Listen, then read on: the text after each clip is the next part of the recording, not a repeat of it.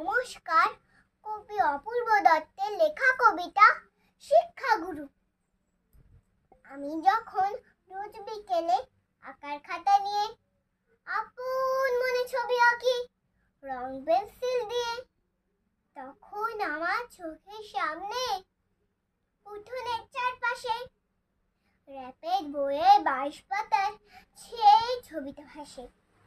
মাথায় সাদা পাগড়ি, চোখে চশমা, মুখে হাসি। বয়সটা ঠিক যায় না বোঝা, 7 কিংবা 80।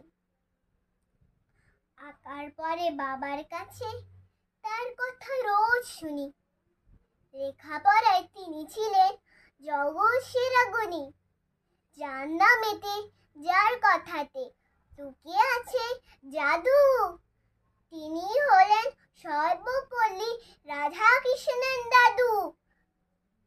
প্রতি বছর সেপ্টেম্বরে 5 তারিখটি এলে আমরা তাকে বরণ করি সমস্ত কাজ ফেলে। মা বলেছেন তিনি হলেন শিক্ষকদের গুরু। তাকে প্রণাম করেই আমার সকল কাজের শুরু। নমস্কার।